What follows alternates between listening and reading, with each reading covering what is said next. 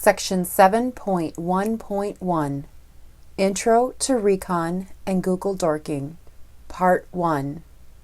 We reviewed the 7 steps of hacking in Lesson 2.1.1. The first step of hacking is reconnaissance, or footprinting.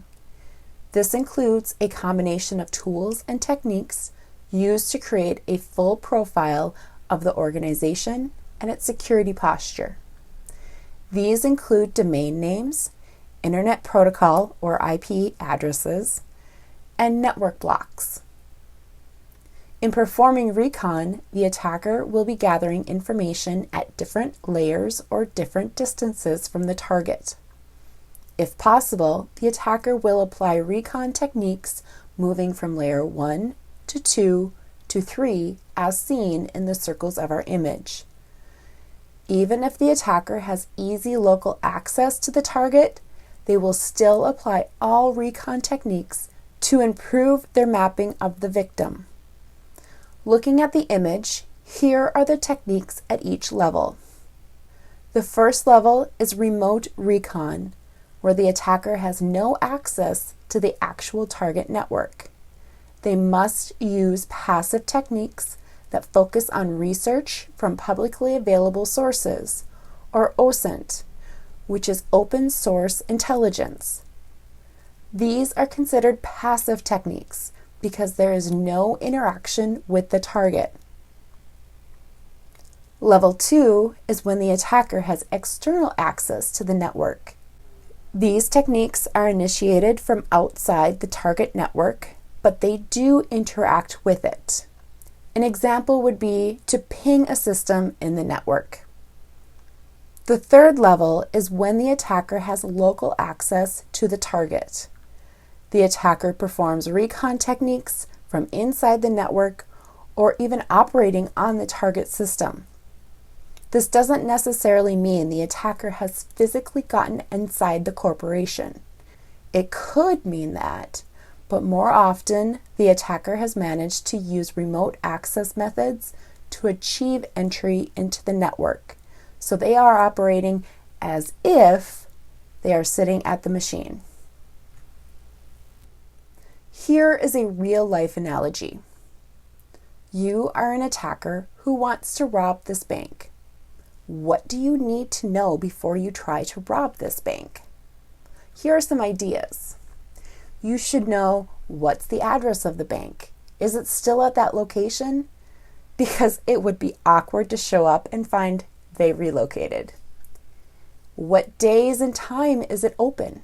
Depending on your methods, you may want to be there when it's open or when it's closed. How many people work there? What are the names of the people that work there? Could I social engineer them?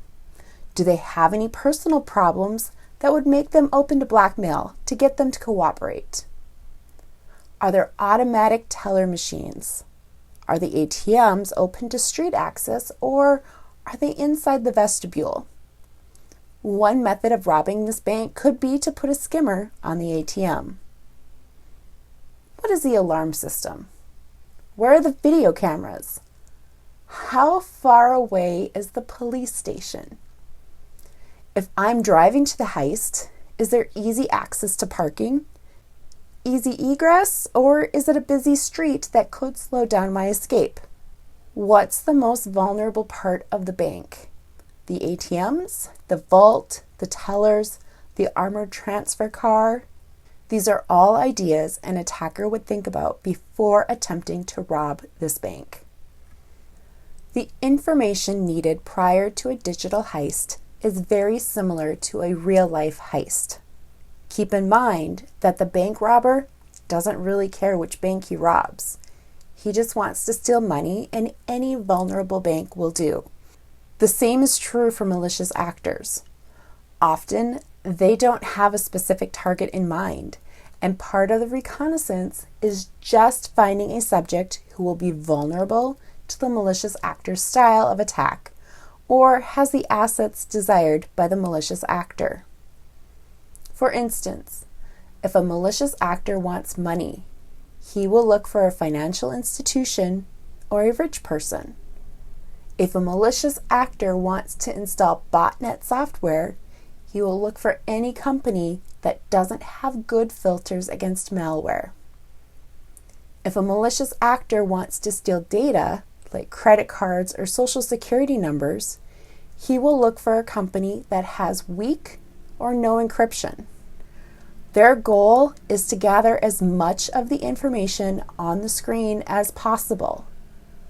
So at each of these recon steps, the malicious actor may still be looking for an easy person to prey upon. If your company has instituted good cybersecurity practices, the malicious actor will not consider you a good target and will go somewhere else. Remember this adage: when you are hiking in the woods and you meet a bear, you don't have to be able to run faster than the bear. You just need to run faster than your hiking partner. So to discourage most malicious actors, your cybersecurity doesn't have to be perfect. It just needs to be better than the other potential targets.